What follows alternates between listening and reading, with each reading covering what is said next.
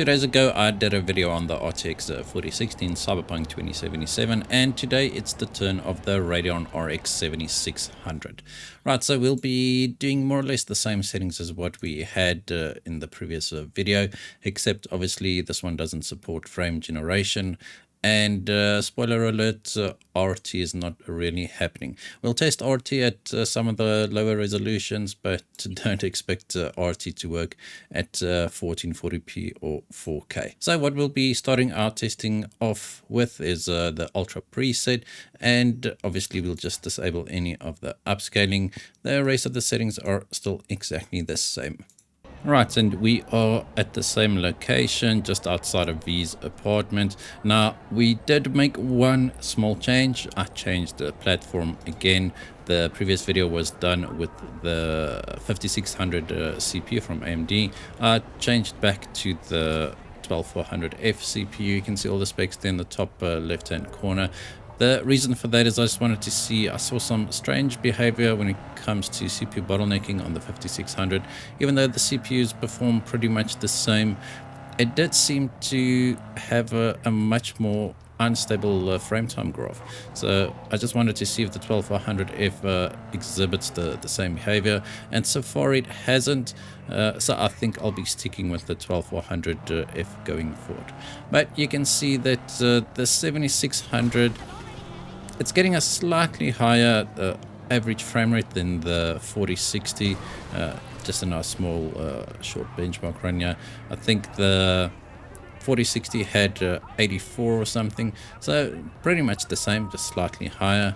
But it does come at a cost, right? The GPU power is locked at 180 watt, whereas the 4060 was sitting at around 110 watt. All in all, not a bad result. So let's see what happens once we start enabling some FSR. Right, so we'll just enable FSR 2.1 here, just on the quality preset.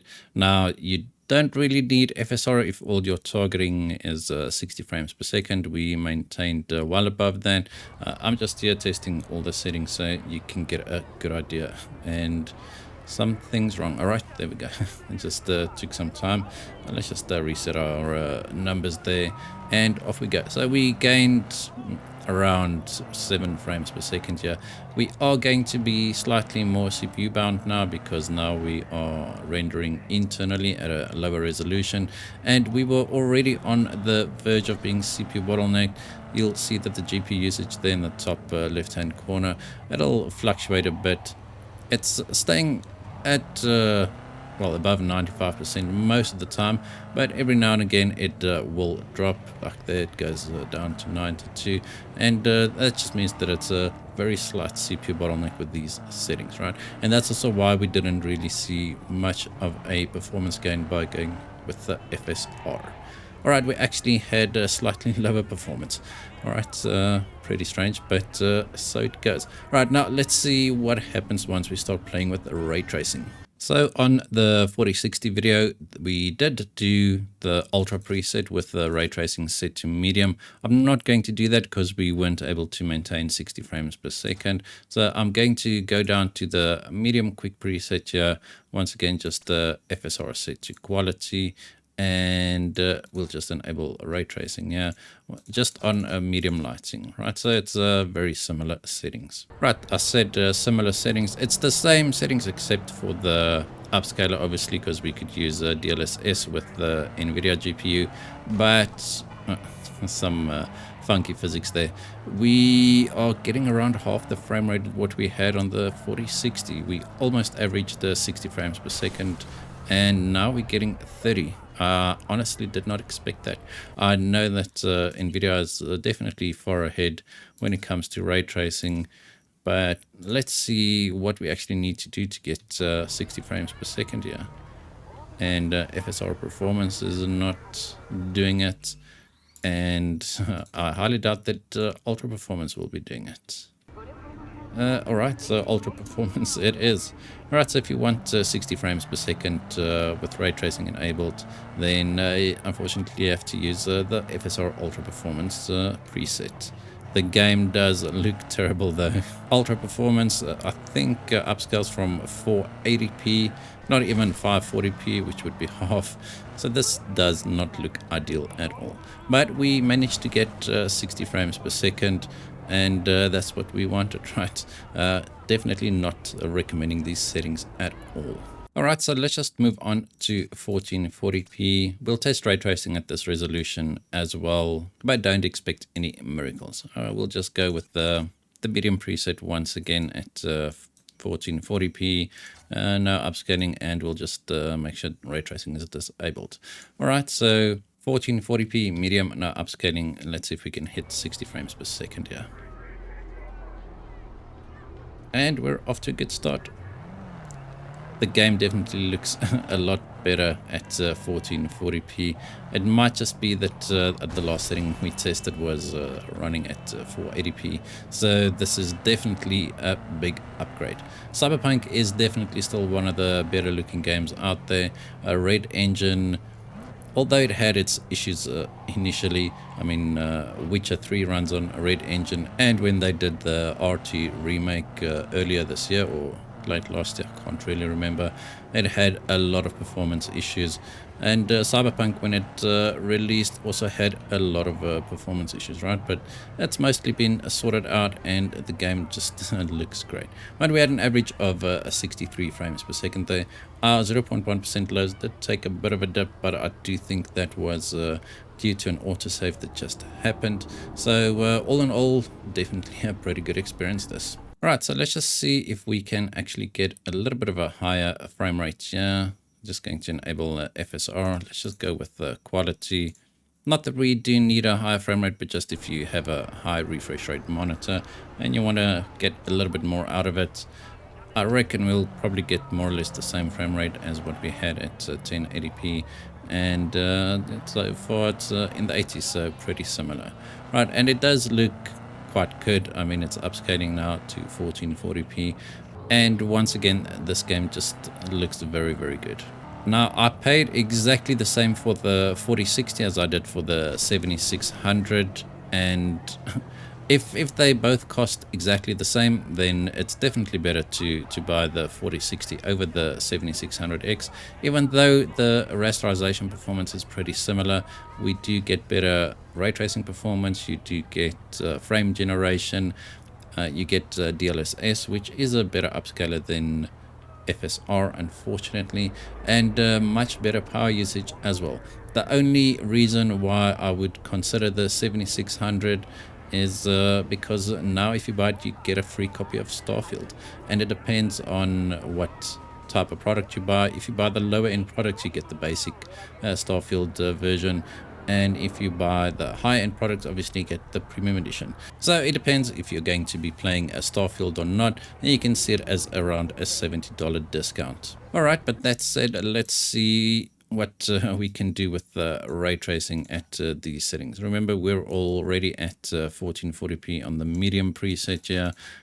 Just do ray trace the lighting medium again, and right off the bat we're going to start off with ultra performance here, FSR ultra performance.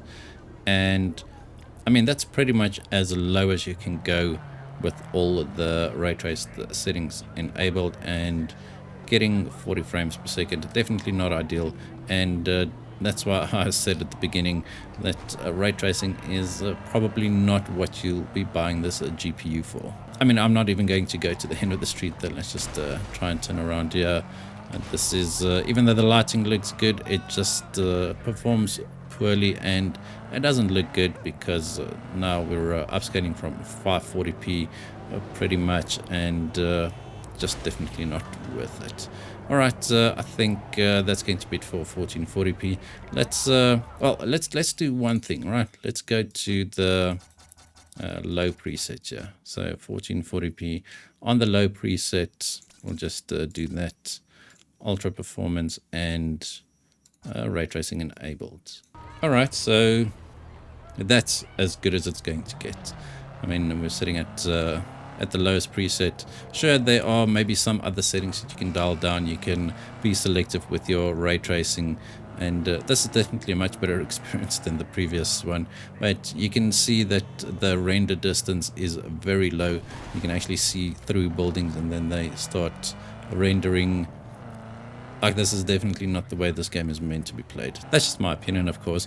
You are more than welcome to play the game exactly like you want, but personally this doesn't look good and it doesn't perform very well either. Alright, so enough of 1440p for real this time. Let's see how it does at 4K. Right, we're going to start off with the low preset at 4K. Just disable FSR there and just switch to 4K. Alright, I think you can see the performance metrics a little bit better now. So let's just make sure that the settings are applied. So on the low preset, just with no upscaling. Right, so I just reloaded my save, and let's just reset the numbers there. And this is not looking so good. I mean, it's looking good, but the performance metrics aren't looking so great. I'm just going to do a short drive here. Like, the game looks gorgeous, I'm not going to deny that. This is I'm playing on a 4K monitor, 27-inch 4K monitor, while I'm recording on a second PC, and the pixel density on this 27-inch monitor is pretty high, so this definitely looks pretty good. But performance wise, definitely not something I would consider. But I mean, I didn't expect this GPU to be a capable 4K GPU at all. We're just testing all the settings because that's what we do here. So let's see what we need to do to get a constant 60 FPS here. Alright, we're now on FSR Balanced. Let me just show you there. All the settings stayed the same, still 4K low, FSR Balanced, and we are at around 60 frames per second. I don't think we'll stay at 60 frames per second. It'll probably, like there, it'll drop down. I'm driving so slow. It'll drop down below 60 more often than not, I expect, but still getting very close to that magic number. And I must say, I'm pretty impressed. I honestly did not expect it. Balanced is not the worst upscaling option that you can use.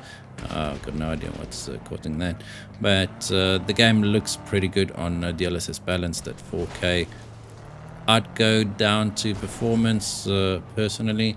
There will be some issues like lights flickering. Just look under that NCPD building there. That will become more pronounced the more aggressive upscaling setting you use. But I mean, let's just see if we can maintain 60 frames per second by going to performance. I mean, performance is still upscaling from 1080p to 4K, so it'll be okay. It'll look okay. But now you can see, just look at the tree here in front of us, the flickering in its leaves, and the light flickering has increased as well. So as long as you can live with that, and you want a 60 frames per second experience at 4K, well, I mean, it's not true 4K, it's upscaled, but 4K output, then these settings are definitely usable. I am really impressed. It is one of the most demanding games out there still. I mean, it was the most demanding game in 2020, and now the new DLC is coming out. Apparently it's going to be quite a bit more demanding than the base game. We'll have to wait and see, but I've got it on pre-order. I've only pre-ordered 3 games in my entire life, and Phantom Liberty is one of them. So we'll see how it goes. I just wanted to benchmark it. Alright, so there we have it. At 4K you can get 75 frames per second if you use FSR Balanced. Definitely not the best looking when it comes to artifacting, but still good enough. Alright, I'm going to do one more test, and for this I'm going down to 1080p again. Just want to see what this GPU can do with path tracing. We'll have to use extremely aggressive upscaling settings, etc. But let's see what happens.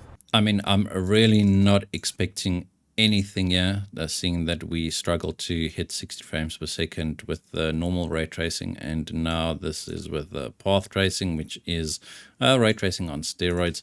So I'm just going to turn down all these settings as low as they can, then enable path tracing and see what happens.